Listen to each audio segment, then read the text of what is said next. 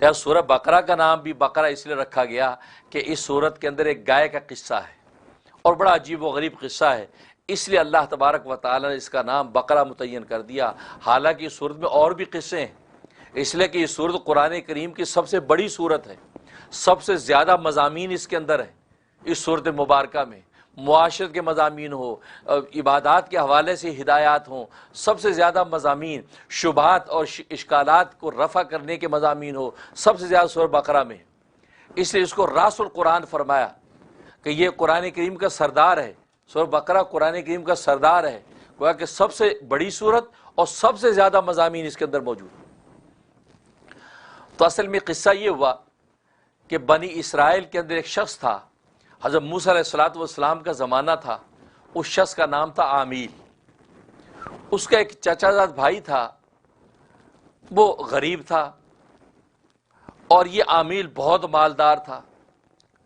اس کے چچا زاد بھائی کو یہ بات پتہ تھی کہ اگر یہ عامیل مر گیا تو اس کی ساری جائیداد اور ترکہ مجھے ملے گا، کیونکہ میرے سوا اس کا کوئی وارث ہے نہیں۔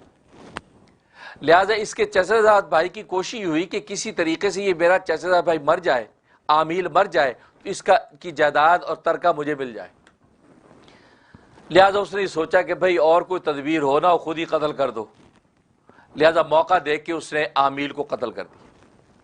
قتل کر کے اس کی لاش اٹھا کر ایک گنجان محلے کے اندر درمیان میں جا کے پھینک دی اور واپس اپنے محلے میں بھاگ آیا اور آ کے مقدمہ دائر کر دیا کہ میرے چچا زاد بھائی کو کسی نے قتل کر دیا۔ اور یہ مقدمہ جب موسیٰ علیہ السلام کے پاس پہنچا اور پورے علاقے میں کھلبلی مچ گئی کہ یار کون مار گیا اس کو۔ اب یہ مدعی بنا پھرتا ہے کہ بھئی میرا دعویٰ دائر کیا جائے، قاتل کو ڈھونڈا جائے، کیفر کردار تک پہنچایا جائے۔ اب وہ مختلف لوگوں پر شکوک و شبہات کیے جا رہے ہیں، چنانچہ اس نے بھی چند لوگوں کے نام لیے۔ حضرت موسیٰ علیہ السلام نے بلایا، کیا تم نے قتل کیا؟ کہا کہ نہیں جی، ہمیں تو پتہ ہی نہیں، ہم نے تو قتل نہیں کیا۔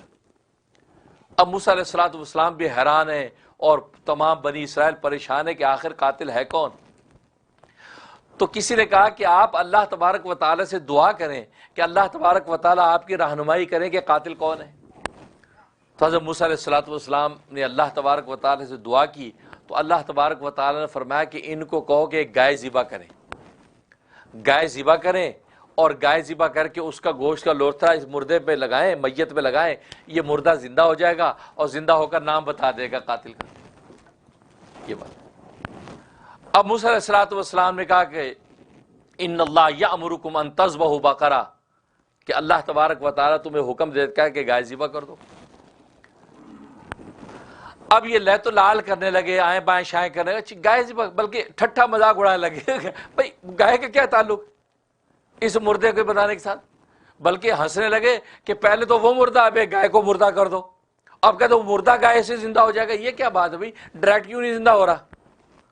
جیسے آج بھی لوگوں میں بیماریاں ہوتی ہیں، کسی ناصح کی نصیحت کو ماننے کے بجائے پازیٹیو لینے کے بجائے نیگیٹو لے لیتے ہیں۔ اب وہ ٹھٹھا کرنے لگے اور کہنے لگے اے موسیٰ آپ ہم سے مذاق کر رہے ہیں، یہ کیا مذاق کی بات کی آپ نے؟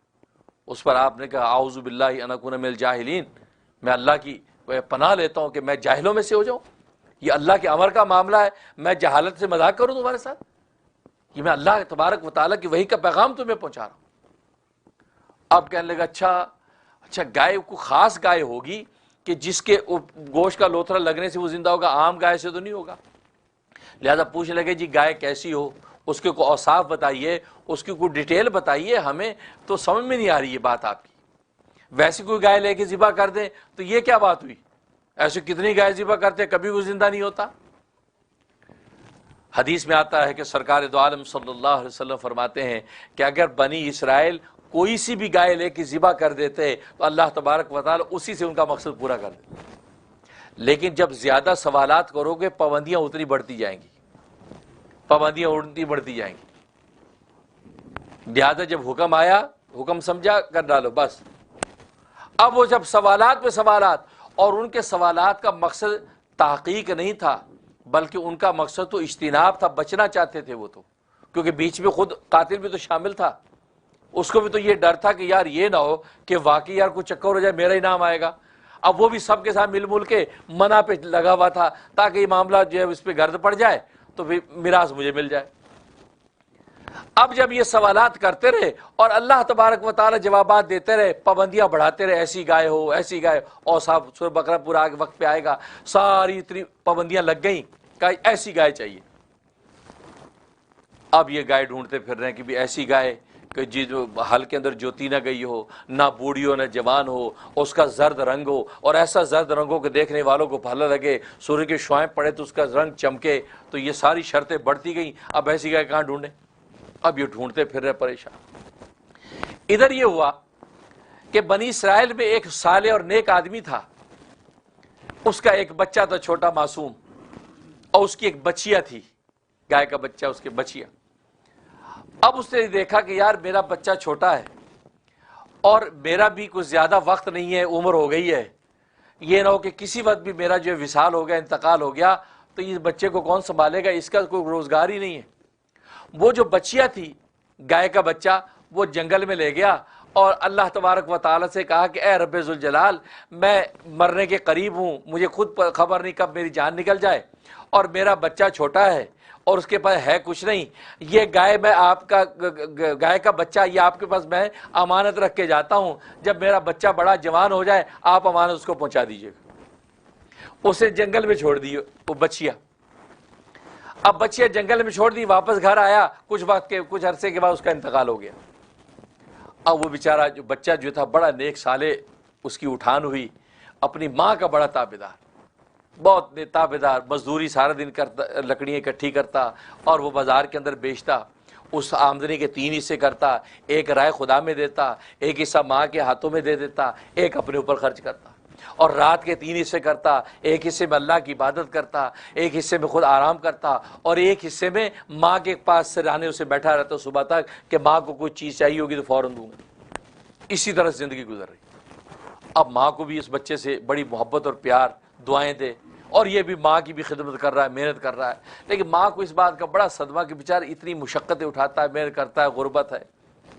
جب وہ گبرو جوان ہو گیا، اب ماں نے کہا کہ بیٹا تو اتنی مشقت اٹھاتا اپنی روزی کے لیے، تو تجھے ایک بات بتاتی ہوں راز کی، تیرے ابا نے بچیا یعنی گائے کا بچہ جو ہے بچیا اللہ کو امانت دی تھی، تو جنگل میں جا، اللہ امانتیں ضائع نہیں ہونے دیتا، وہ تیری امانت واپس کرے گا۔ سبحان اللہ۔ اللہ کو بھی پہچاننا نہیں آتا ہمیں۔ اللہ اکبر، کیسے لوگ تھے، جنگل میں چھوڑ دیا، اللہ تجھے دے دی۔ اب دیکھو اللہ نے کیسے مارا۔ اس لیے بچوں کو جب سکول بھیجا کرو اللہ کے سپرد کیا کرو، وہ وین والے کے سپرد نہ کیا کرو۔ وین والے کو ڈانٹتے رہتے ہیں، خیر وہ ڈانٹو تدبیر ہے، لیکن اندر یہ اے اللہ تیرے سپرد کرتا ہوں، آپ یہ ہمارے اس کی حفاظت کرنا، با حفاظ ہمارا ہمیں پہنچانا، تیرے سپرد کرتا، یہ نیت کر کے فاللہ خیر حافظ وہو ارحم الراحمین، اللہ تبارک و تعالیٰ بہترین حفاظت کرنے والا ہے، وہو ارحم الراحمین۔ اور جیسے کہ میں نے بتایا تھا کہ فاللہ خیر حافظ، جب یعقوب علیہ السلام نے یوسف بھائیوں کے حوالے کا کہ جنہوں نے کہا انا لہ لحافظین، ہم اس کی حفاظت کرنے والے ہیں، ہاں بھائی کی حفاظت کرنا، سنبھالنا، اس کو کوئی تکلیف نہ ہو جائے، تو بھائی محافظ نہ بن پائے، ضائع کر دیا۔ سالہ سال کی کتنے 30 40 50 سال کی زندگی اس جدائی میں گزر رہی یوسف کے۔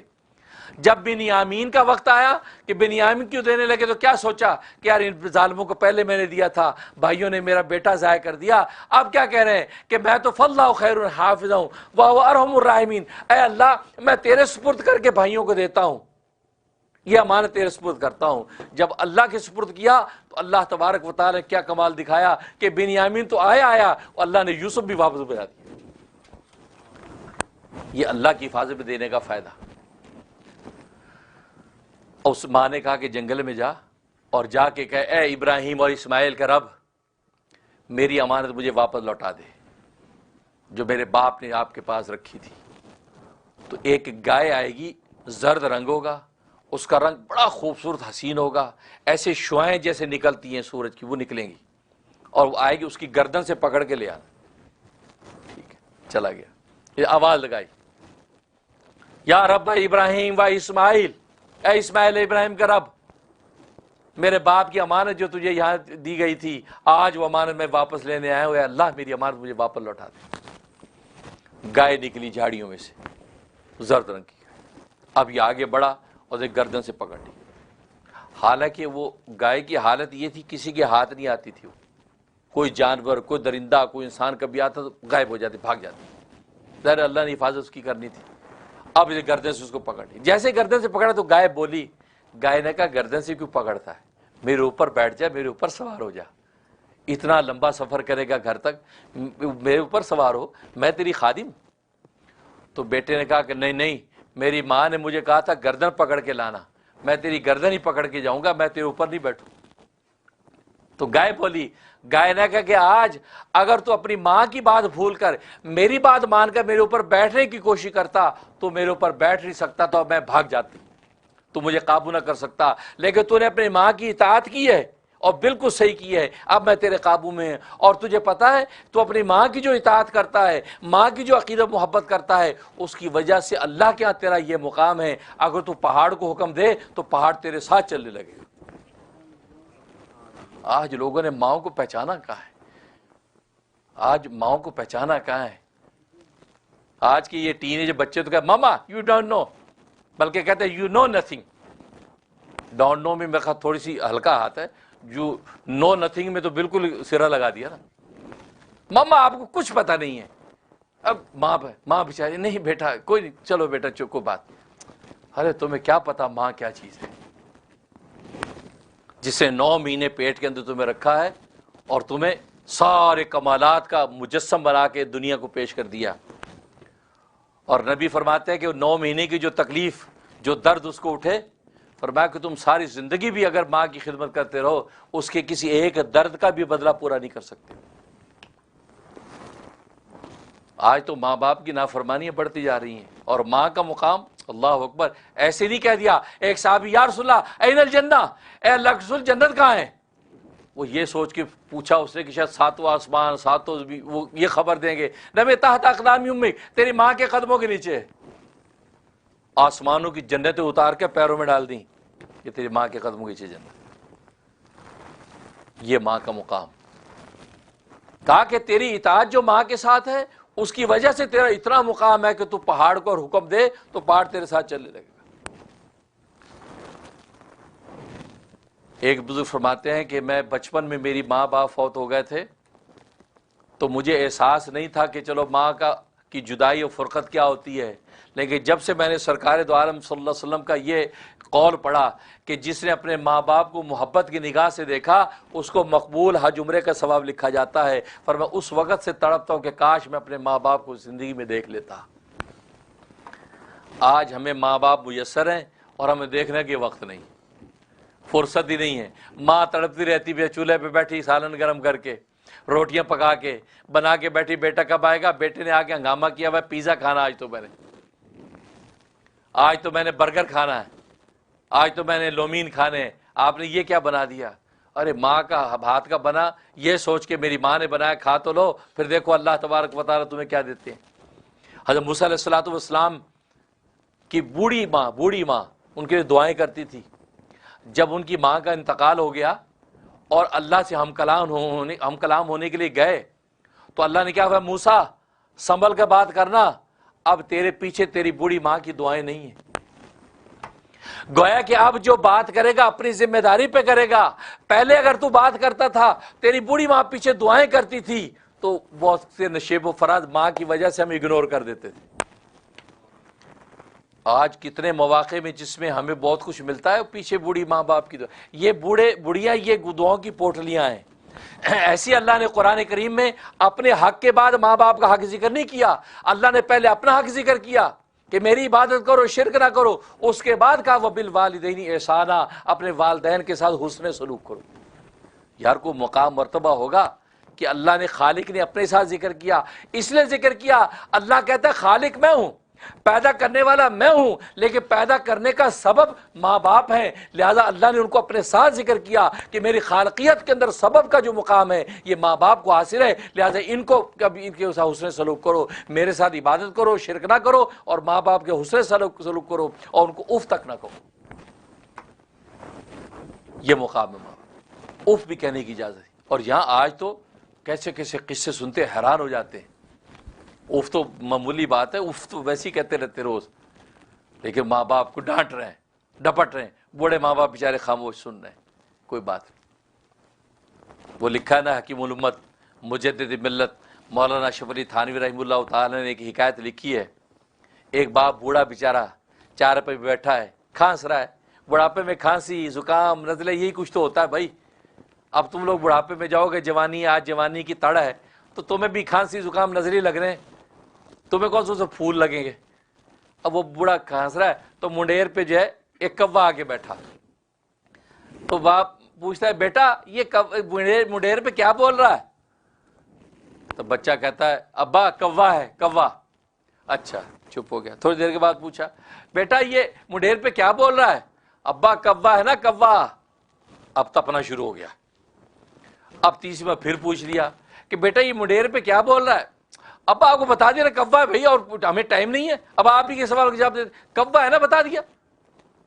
اب باپ نے کہا بیٹا یہ بچپن میں تو نے یہ سوال 17 مرتبہ مجھے کیا تھا، 17 ٹائم، کہ ابا یہ کیا ہے، ابا یہ کیا ہے، میں نے ہر مرتبہ تیرا منہ چوم کے کہا تھا بیٹا یہ کوا ہے، بیٹا یہ کوا ہے، اور میں نے 3 مرتبہ تجھ سے سوال کیا اور تو تب گیا۔ یہ حالت ہے آج ہماری۔ انہوں نے ماں باپ نے ایسے قربانیاں دی، تو ماں کی اطاعت پر اللہ تبارک و تعالی نے وہ مقام عطا کر دیا کہ پہاڑ ساتھ چلنے لگیں گے۔ اب یہ لے کے گھر آ گیا، ماں سے کہا کہ یہ آ گیا۔ ماں نے کہا بیٹا تیرا روزگار بھی نہیں ہے، پریشانی ہے، تو ایسا کر اس گائے کو منڈی میں جا کے بیچ دے، جو پیسے آئیں کام ملا۔ تو بیٹے نے کہا اماں کتنے کی بیچوں؟ کہا کہ 3 دینار۔ سر مارکیٹ ویلیو اس گائے کی 3 دینار تھی، 3 دینار کی۔ اب یہ لے کے گئے منڈی۔ جیسے منڈی میں پہنچا تو اللہ نے ادھر اپنی قدرت دکھائی، ایک فرشتہ بھیج دیا انسانی شکل میں۔ اس فرشتے نے کہا، اچھا ماں نے کہا کہ بیٹا جب کوئی گاہک لگ جائے تو کہنا 3 دینار کا سودا ہو گیا، لیکن میں ماں سے اجازت لے لوں، تو مجھ سے اجازت لے لینا پھر اس کے بعد دینا۔ اب فرشتہ آ گیا، کہا بھائی کتنے کی ہے؟ یہ 3 دینار کی۔ ٹھیک ہے ہو گیا سودا۔ کہا کہ بس آپ ٹھہرے، میں ماں سے پہلے پوچھ لوں، اس کے بعد میں تمہیں 3 دینار کی۔ تو فرشتے نے کہا کہ نہیں ماں سے نہ پوچھ، میں تجھے 6 دینار دیتا ہوں، تو 6 دینار لے لے مجھے دے دے، ماں سے نہ پوچھ۔ کہا کہ نہیں تو اگر یہ اس کی پوری کھال بھر کے بھی سونا دے دے نا تو میں پھر بھی نہ تیری سنوں، میں اپنی ماں کی بات کی اطاعت کروں گا۔ واپس آ گیا، اماں سے کہا کہ اماں اسی طرح بات ہوئی۔ کہا کہ ٹھیک ہے، اس کو کہو 6 دینار کی ہم تمہیں دیتے، سودا کرتے ہیں، لیکن سودا مکمل ہونے سے پہلے کہنا ماں سے میں اجازت لے لوں، مجھ سے پوچھ لینا۔ اب وہی ہوا، جب گیا تو انہوں نے کہا جی ٹھیک ہے 6 دینار میں ہم سودا مکمل کرتے ہیں، لیکن لین دین مکمل ہونے سے پہلے ماں سے ایک مرتبہ پوچھوں گا۔ انہوں نے کہا یار میں تجھے 12 دینار دیتا ہوں، تو مجھے ایسے دے ماں سے نہ پوچھ۔ کہا کہ میں تجھے بتایا تو سونا بھر کے بھی کھال میں دے تو بھی نہیں لوں گا، میں پوچھوں گا ماں سے۔ چلا گیا۔